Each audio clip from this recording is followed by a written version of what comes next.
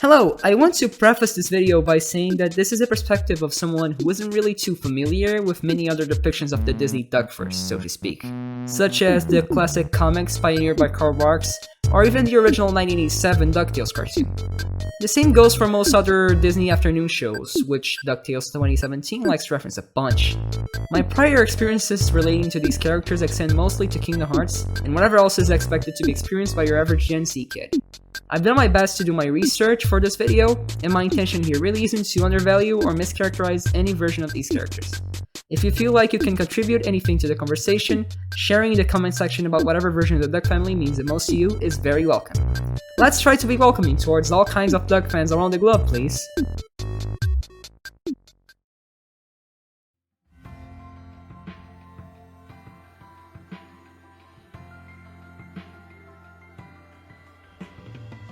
Recent years have been a wild ride for American TV animation, with the seeds being planted around 2005 with Avatar: The Last Airbender. Western cartoons went through a sort of renaissance starting in the late 2000s and early 2010s. Since then, we've got a ton of great shows, and it truly feels like the industry itself has been, in a way, slowly maturing. Not necessarily because of the contents of their shows, but the number of outstanding classics that appeal to younglings and grown-ups alike being released back to back to back to back. Of course, that's ignoring all the stinkers that were in that otherwise fragrant mixture of cartoons. The 2010s weren't just a decade of innovation, they were also a decade of reboots, revivals, and nostalgia pandering. And while stuff like Sonic Generations is solid evidence that nostalgia pandering can work, it's simple. I'm a fan. I want service. Over time, due to several mess-ups and soulless products that either just appeal to nostalgia and not much more, or feel like betrayals of the original versions, reboots have gained a sort of tainted name in the eyes of many people. That's why, in the lead-up to the release of DuckTales 2017, a reboot of the iconic 1987 cartoon, people were skeptical. We had been torn too many times by reboots of questionable quality, and we weren't gonna allow it to happen again. However, surprisingly, as the marketing material started rolling out and we started learning more and more about the production of the show, those worries were slowing down, and by the time the first episode premiered, pretty much all the negativity was exchanged for optimism and satisfaction, at least for the most part. A ton of people were talking about it. The general marketing and buzz around it was pretty solid too. The show was catching the attention of a good portion of the internet. Even channels that weren't specifically about animation, such as Film Theory, were talking about it. Though I feel like a lot of the discussion around it was strictly around the fact that it was a good reboot more than anything else. Like, it's very difficult to see people outside the main fanbase of the show talking about its quality without specifically analyzing how it stands in comparison to the original, or how good of a reboot specifically it is. There were very few theory or speculation videos, something I assume would be expected since that was the norm established by shows like Gravity Falls and Steven Universe regarding mystery-heavy cartoons at the time. And it's not like there wasn't anything to analyze or speculate on either. By the end of the first episode, the show made it clear that it was going to have ongoing mysteries and plotlines, really interesting ones at that. But I guess people just didn't care enough, for whatever reason. While the series was well received at first, a huge portion of the Western cartoon community sort of stopped talking about it, myself included.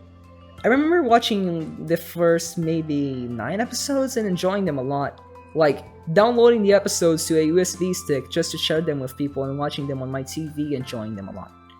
I remember coming to my friends and being all like, "Hey guys, come watch this show with me, it's just like Gravity Falls!" Back in the day. I even managed to get one of my friends into it. Until he also fell off of it. Here's the thing, and maybe this is just due to my growing up at the time and slowly moving away from television, but even in comparison to my recent stuff like The Owl House or Amphibia, there was a distinct lack of, let's say, external motivation to keep watching it. Outside of people who were already into Disney Ducks, the grander nerd internet just stopped talking about it. The hype around it just generally wasn't as big as other animated shows. And as a result, while I didn't particularly lose interest or anything, I just sort of forgot about it in a way. It wasn't like I completely lost awareness of the show's entire existence, but since I saw nobody talking about it, it was hard for me to know when episodes were coming out, and since I wasn't watching much cable TV, it's not like it was easy for me to just naturally keep watching it. Adding on to that, there was also the fact that I am Brazilian, so even if I wanted to keep up with the show on cable, it would mean that I have to watch it dubbed, and on a relatively delayed schedule. So my only real option was watching it through completely legal online methods. So time passed, and I would occasionally see the name of the show thrown around as an example of a good reboot, and not much more. The show eventually ended in March of 2021, and honestly, I don't think I even realized it was over at the time.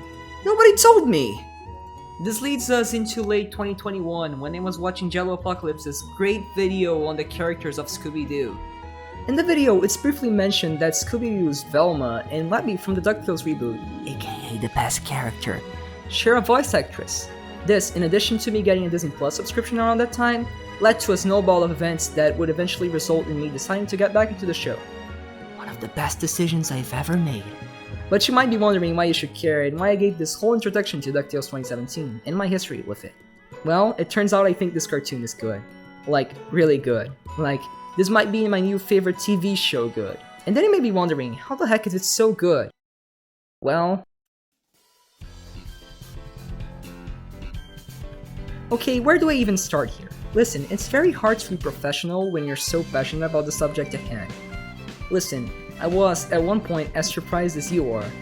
One would assume there's not much to the show, based on the property it's based on alone. And this isn't a way to diss or undervalue the original show or anything. It has its fans, and it is a very high quality production for what it's meant to be. But it was still your typical late 80s Disney cartoon series, made with a young audience in mind. It was primarily an episodic gag-based show that was meant to be fun over anything else. Most of its fans are either 30-something-year-olds who grew up with it as kids, or just hardcore fans of the Disney Duckverse as a whole. Those latter fans, on average, being most passionate about the Scrooge McDuck comics over anything else. And while said comics can actually go pretty hard at times in terms of tone and what it can get away with, a good portion of them is still very basic little stories.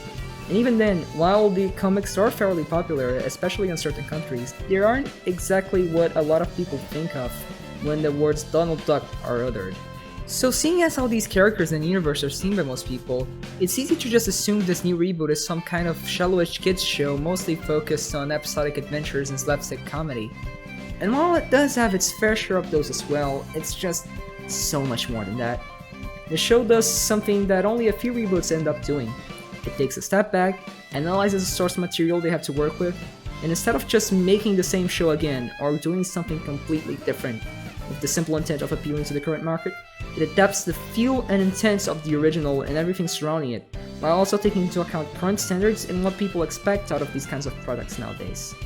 There are only a few other shows I can think of that do something similar. One that comes to mind is the 2003 version of Teenage Mutant Ninja Turtles, which admittedly in this case does come at the cost of disrespecting the original on a few occasions.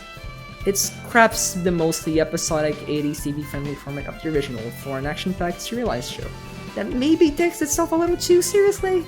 But it was a standard at the time. Cartoons like Batman the Animated Series proved the value of edgier serialized kids action shows.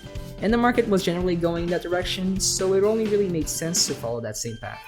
Plus it took elements from both the original TMNT comics as well as their classic cartoon, in addition to new ones, to make one crazy mix of TMNT that stands up as both a homage to its source materials as well as its own thing. The same can be said about DuckTales 2017. Considering the studio that was making it, I think we can look at Gravity Falls as a good comparison point here. That show is a great combination of a witty sense of humor and a heartfelt mystery story about family and tolerance, while also being enjoyable as both a fun show for kids and as a more subtly mature, complex thing for adults. This kind of concept has been sort of the template for a lot of successful cartoons over the last decade. I think that's partly due to a generational thing, where we're seeing millennials at the helm of the TV animation industry. They were the first generation to grow up during the advent of the internet, which led to a big rise in quote-unquote nerd culture. That means that a lot of people in the industry nowadays are genuinely passionate about the medium and aren't just thinking about making things kids would like, but rather making things they themselves would like. I'm not saying all the cartoon showrunners weren't passionate or anything, but the fact that the creators of Gravity Falls, Steven Universe, Owl House, and OKKO made a charity livestream together where they made drawings and joked about cartoons says a lot. Okay. Anyway, whatever. What? Yeah, no, that's the whole thing. Yeah. Do you know the Rescue Rangers theme song? Oh, yeah. Chip and Dale. Sometimes some crimes go slipping through the cracks, but these two gumshoes are picking up the slack. There's no case too big, no case too small. So bringing DuckTales back into the picture, the creators were faced with a very important question. How could they take this fun but generally outdated cartoon and make something really cool out of it? Well, it all starts with introducing continuity. As I said before, from the ending of the first episode, the show makes it clear that it will not take a simple episodic approach to its progression. In fact, even considering that there are a ton of episodes that are just individual stories, most, if not all of DuckTales 2017 episodes get some kind of nod, consequence, or reference later on in the story. From the shirt from the Mount Everest episode reappearing in the season 1 finale, to the Sword of Constantine becoming a major plot point, it never feels like anything is just true filler. While still keeping a semi-episodic formula where a ton of episodes can teach their different lessons and focus on particular characters of the main cast. I'll avoid spoiling it, but there's this one great recurring joke that goes along the show's 3 Christmas specials, and it gets a serious, emotional, and well-delivered payoff by the final one. It's kind of amazing. In fact, the show loves to play around with what's supposed to be a funny thing and what's supposed to be an emotional thing. Like there's this episode where, long story short, we meet Donald Duck's therapist, and the writers actually go ahead and give us a mostly serious, coherent psychological explanation for Donald's classic anger outbursts. And it's used alongside a really cool plot development scene. It's genuinely so cool to see what the writers achieved by just going a bit out of the box and trying to do unexpected things for the sake of the story. And of course, we also have the big main recurring plot lines. These get weaved in between the more standalone episodes and usually build up to a climax at the end of each season or some certain more plot-focused episodes.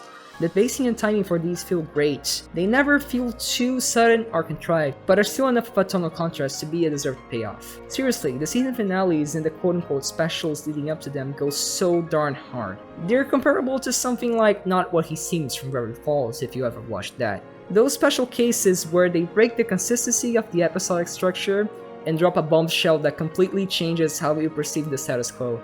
Otherwise, the plotlines are developed mostly through end-of-episode stingers, most notably in the first season. Well, you've successfully pushed your family and everyone who cared about you away. Again. I hope you're happy.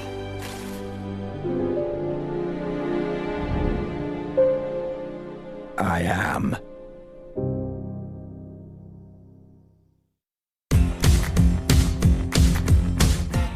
And whoo boy, these writers sure do like them stingers. There are a lot of them. And if you don't like them, I can see how it can get annoying. But they do it in cool enough ways where I don't really see it as a problem. Except in that goddamn unresolved Negaduck cliffhanger. What was up with that? Especially season 1, where they are mostly just trying to set up storylines, so telling the audience that, hey, this character is gonna come back eventually, or this person is up to something, is actually sort of a good move in making the serialized nature of its plotlines clear. Each season has a few simultaneous serialized plotlines that usually conclude in the final few episodes. As an example, season 1 is mostly focused on the triplets, mostly Dewey, trying to find out more about what happened to their lost mother. And Magica the Spell storyline, which I refuse to elaborate on because doing so would kind of spoil the interesting way in which she's introduced. Speaking of emotional and well-delivered payoffs, let's talk about the characters for a bit. They are amazing! I don't know how clear I've made this yet, but I am an absolute sucker for great character writing, and in my opinion, out of this recent 2010s through 2020s wave of great TV animation, DuckTales 2017 does it best. Yeah, better than Owl House, fight me! Jokes aside, I do really think the writers did a great job with the characters here. You know, every once in a while when I'm scrolling through Twitter, I see people praising that one motel scene from a Goofy movie, you know the one. My son respects me, and all. It's been great. You know, it's funny, but none of your techniques worked for me. Harder I tried, the worse it got. Once I eased up, things just clicked. Oh, that's swell. So, no problems then, huh? Not a one. That's... I just hate to be the bearer of bad news, but, What is it, Pete? your kid's duping you. What do you mean? Well, I heard the little mutant telling PJ that he changed the map, so you're heading straight to L.A., pal. What? Oh, you tried, Goof. He's just a bad kid, that's all. I don't believe you. What? I don't believe you, Pete. Well, hey, don't take my word for it. Check your map. I don't need to check the map. I trust my son. You know, maybe Max isn't all the things that you think a son should be, but he loves me. Hey, my son respects me. Yeah. Yeah, that one. They talk about how the scene goes way too unexpectedly hard for a movie about Goofy and Max. And like, to an extent, I've got to agree. The voice acting and dialogue are on point and they hit right on the feels. But people talk about the scene as if it were some kind of anomaly, like nothing like it has ever come from stuff about Mickey, Donald, Goofy, etc. before or after. Well, DT 2017 has one of these like every other episode. The writing team clearly has a thing for good old, for all ages family angst. As an example of a tamer one that's not very spoilery, there's this one scene which coincidentally also features Goofy talking about his son. Oh, ignore the normal sounding Donald, trust me, it's difficult to explain. Well, sounds like they're having a good time. Guess they won't be joining me for the family portrait. I suppose they're just a little mad. Wow! Is it too much to ask to have my family be like other families for once? Donald, in my experience, the best photos are the ones that aren't all staged and pretty. Like this photo of me and Maxie on a roller coaster. I was terrified and almost lost my lunch. Sure, it was scary. Sure, I got stuck at the top of a loop-de-loop and Max had to catch me and swing me into a cotton candy stand. But the park gave us free admission for life and all the cotton candy we could eat. And Max and I made a memory. That's just who we are. Is it so wrong to want to be normal? I reckon every family has their own normal. To clarify, Goofy is not a recurring character at all. This episode is just very weird. Geniusly weird, but weird nonetheless. You know who is a recurring secondary character in the series though? Goldie Old Guilt. She's a fairly obscure inclusion, originating from the comics and making a few appearances in the original show. Personally, I wasn't familiar with her until watching the reboot, and I remember taking a second to just think after watching her introductory episode, The Golden Lagoon of White Agony Plains, and then realizing just how freaking good this cartoon series can actually get. This episode in particular is a mostly self-contained one at first watch, but it shows off such a cool, interesting dynamic between Scrooge McDuck and Goldie. She's basically a sort of flirtatious rival/partner of Scrooge's, and you can feel they have so much history together. Your ex? As in ex-girlfriend? Ex-partner, ex-rival, ex-everything. Early on in the episode, there's this dance scene between the two, and the way they interact is consistently interesting throughout its entirety. Let the love games begin.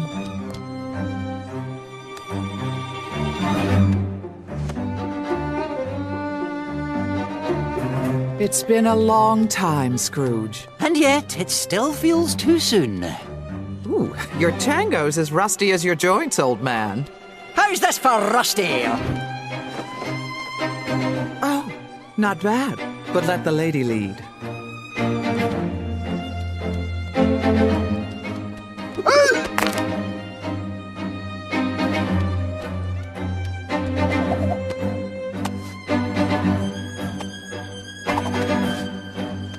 Oh, Scrooge has a crush! True love is truly ageless. Ooh! Somebody dance with me! I need to make her jealous! You're looking younger than the last time I saw you. Found a fountain of youth in Wrongwhy. You? Stuck in a timeless demon dimension. Which one, Pandemonium or Demogorgona? Demogorgana.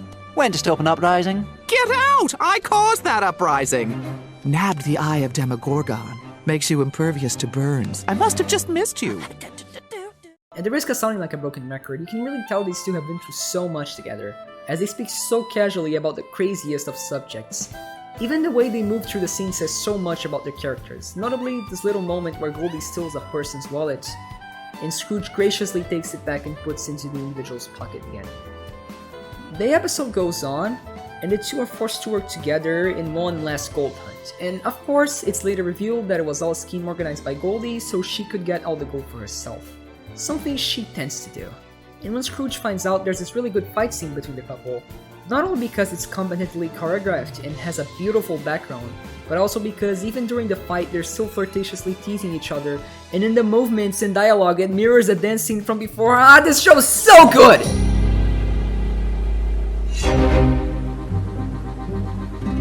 Yeah! Nice parry! Thanks! But let the lady lead. Hey! I have a pickaxe too! Ha! Ah!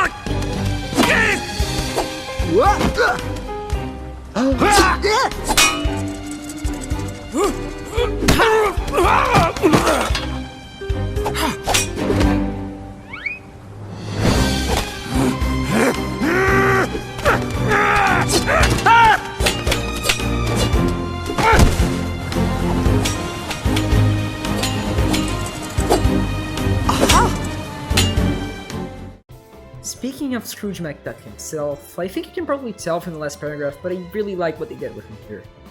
The man is canonically around 150 years old, and it totally has affected how his brain works a bit. He's such a legendary adventurer with so many stories he was a part of. He's shown to be almost unnaturally casual about this sort of stuff, and his reputation is finally starting to catch up to him. He's done so many things in his past now, too many things, some things he isn't proud of, while others are the reason why he stands as the richest duck in the world now. Because of that, at the beginning of the series, he's almost shown to be a shadow of his former self, tormented by certain unfortunate decisions he took in the past. His grumpiness almost resembles the one from the Christmas Carol character who inspired his creation. And it's great to see his evolution from this to a renewed man who genuinely cares about his family over the course of the series. Sad Family is also composed of a fair share of good characters. Of course, there's Donald, being way more present here than in the original series. I just gotta say, this Donald blows the Kingdom Hearts one out of the water. He still has anger issues and is way too unlucky for his own good, but he doesn't really pick fights or act selfishly at all. DuckTales 2017's Donald is a man in his 30s trying to keep it together and take care of his family, but the world seems physically engineered to make sure he has like the worst day every day. I just wanna hug him, I feel like he needs it. It's really funny because he specifically still operates on classic Donald Duck cartoon logic, and he becomes a genuine in-universe badass whenever he gets mad and lashes out at someone in that crazy, exaggeratedly animated style. Still though, in the show it mostly only happens when his nephews are in danger. His care for the triplets is genuinely so wholesome. He's like kind of an amazing dad, even if he's not actually their biological father. The nephews themselves are also really well characterized. No longer are they near identical recolors of one another. Each of the triplets gets their own distinct personality and attitude. Louie in particular is probably the most flawed of the three initially, and gets a ton of very organic development throughout Season 2. Huey is really good too, even if he reminds me a bit of what I'm afraid people think I'm like. Ooga! Ooga! I don't think he speaks your made-up caveman language. It may actually be a little offensive. He is offensive to the field of anthropology! He doesn't act at all like the cave ducks I've researched! Dewey is also pretty cool. The kid has a bad case of middle child syndrome, and he makes some of the funniest one-liners in the entire show, trying to get attention and all. That said, at the end of the day, they're all pretty normal kids through the lens of cartoon logic. Unlike Webby, who's probably one of my favorite characters of all time. If you told me Webby was specifically written to appeal to my taste, honestly, I would almost believe you. You know, I just find it very easy to relate to an extroverted but socially awkward dork who's obsessed with very specific things, such as adventure and mystery, has a passion for acrobatics and various forms of combat, who grew up in a big house with an overprotective caretaker, and therefore dreams of becoming some kind of explorer in the future because she spent her whole life researching and idolizing characters who did amazing things in their lifetime. Because of these things, she has trouble making friends, seeing as, by all standardized accounts, she's really weird and doesn't shut up about things people aren't actually interested in, and doesn't actually know how to lie, and just watch this interaction! Here! That was actually pretty cool. Are you, like, in the circus? Circus acrobats keep elephant hairs in their pockets for good luck. I don't know why I just told you that. Or why I'm still talking. Or why I pointed out the fact that I'm still talking. Or... Whoa, easy, Flippy. Webby! Lena, thanks for the bottle. Hey, you want to come with me to this blowout on the edge of town? Should be cool. I've never actually seen a proper explosion! It's another name for party. Yep, totally knew that. I guess what I mean is, you need to be a very particular kind of person to know how to use a crossbow in the 21st century. And I'm glad we're still getting representation. Of course, this enjoyment I get from a character is very much a me thing. I'm not really sure how many people out there can find her as relatable as I do, but she's still very fun and well written regardless. Her arc about seeing people from all over and finally being able to form friendships is heartwarming. And relatable to you or not, her comedic moments are adorable. Bobby's grandma and the Dimension's housekeeper, Beakley, is also awesome, but trying to explain why would probably be going too deep into spoiler territory, so we'll probably just have to take my word on this one. All of these characters really shine with the great voice performances behind them. For some reason, Disney decided to cast some relatively big-name actors to voice them. Usually that's not necessarily a good thing, as the stuff usually amounts to a marketing decision over anything else. And now I can't hear Ben Schwartz's movie Sonic without thinking of Dewey Duck. Let the place Sonic! Let the Pitcher's Mound also Sonic! It's gonna be great! It's all about Dewey now! So the big question is, what do we do? But I was glad to find out the voice acting is great enough for me to be making a point about it in this video. They do a good enough job with the serious moments. Every emotion feels appropriately intense, but it's in the jokes where the voices really shine. I spent a good while focusing on what makes this show stand out from most people's expectations, with the continuity and all, but I neglected to mention just how freaking funny it is. I'm probably biased, since my sense of humor matches really well with this kind of show, since it was basically built by other 2010s Western cartoons. But even then, the show really stands out and had me laughing out loud on multiple occasions, to the point where even my parents took notice. And I think a lot of that humor comes from the delivery and timing of these jokes. The things the characters are saying are really funny already, but the way they say it pushes them to a whole other level, to the point where, when I was watching it again dubbed in Portuguese, I kept realizing just how much funnier the original performances were. Not to say the dub was bad or anything, but the original voice acting is stupendously, exponentially hilarious. Well done, nephews of Donald! What ingenuity! From henceforth, you shall be known as Hubert, Tamer of Winds, and Llewellyn, Fighter of Storms! Awesome! Please do not say my real name out loud! In general though, I think this show is probably one of the funniest things I've watched in recent memory. And that, in addition to whenever the show tries to tell a meaningful story, is kind of beautiful in a way. I'm far from the first person to say this, but my favorite kind of story is the one that can make you both laugh and cry. After all, there has to be a reason why I love this cartoon about ducks enough to make such a long video about it.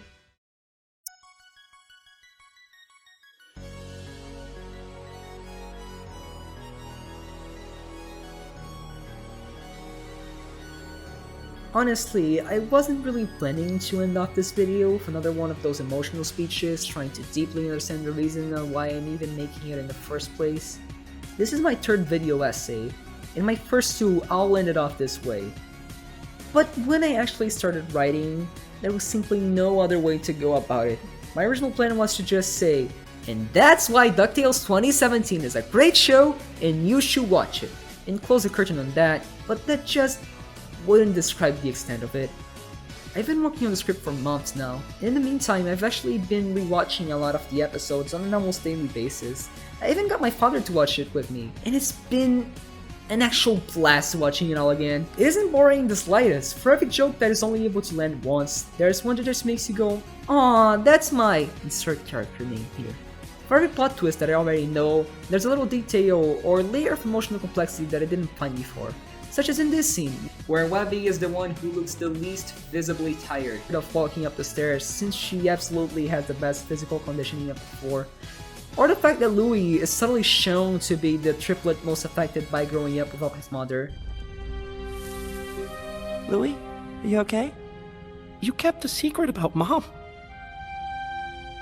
That is not okay. And a lot of his worst habits can probably be attributed to that feeling to some extent. I really wasn't planning to take so long writing this, but I just have so much to say about these stories, about these characters. This show is not some kind of deep, complex dive into the human condition. Heck, I'm also rewatching Fullmetal Alchemist with my dad now, and it's clearly the deeper one of the two, tackling concepts such as war and whatnot. DuckTales is not some kind of baby show either, as I've tried to make clear in this video, but several times I do stop and wonder what is it about it that makes me love it so much. The thing is like probably my favorite TV show of all time by now, and it doesn't even do anything groundbreaking. Hell, it's a tad difficult to recommend to folks even, due to its nature as a semi-episodic cartoon for all audiences, one centered around Scrooge McDuck of all characters. I would love if people do end up deciding to give it a shot because of this video. It would make me so genuinely, profoundly happy. Even if it's not some kind of philosophical masterpiece, it did something so much more personal and so much more special than that. As I sort of alluded to before in the Webby section, I am sort of lonely. I've been having trouble connecting with my friends lately, and as much as I love it, my family can be a bit of a mess sometimes. Of course, it could be a lot worse. A lot of these feelings could probably be attributed to just teenagehood and stuff like that. But the fact of the matter is, whenever I feel like I don't belong, I can just watch this show with this family I've grown to love. Each of its members has their own qualities and flaws. Some of them I find extremely relatable. Others I just like the presence of. But I absolutely adore each of them. You guys already know I'm a huge fan of adventure, so this whole adventure aesthetic the show goes for probably intensifies this attachment I feel for it. But it's more than just that. The family, everyone, they grow so much from each adventure and learn more about themselves and each other, in turn making it so the audience learns about them too. And since this is a mostly spoiler-free look into the show, I'm not even allowed to get that much into it. Maybe I could make some character analysis videos in the future. Heck, here I can even talk about one of my favorite characters, who is like a Grapple 4 type surprise addition to the main cast, partway through the series. As long as this video already is, there's so much more I could get into. Sometimes I think about the dynamics of the cast and how much I wish some pairs of characters had interacted more with one another. But at this point, I'm probably looking too much into it. Truly, I'm sure most of you probably won't love it to the same extent I do. Frankly, I probably love it a little too much. It was very much a case of right thing at the right time for me. But the lack of attention it gets compared to its contemporaries is just criminal. You don't need to love it as much as I do. At all! But I hope that you also find something to enjoy from this funny, emotion-filled adventure-seeking family that now means so much to me.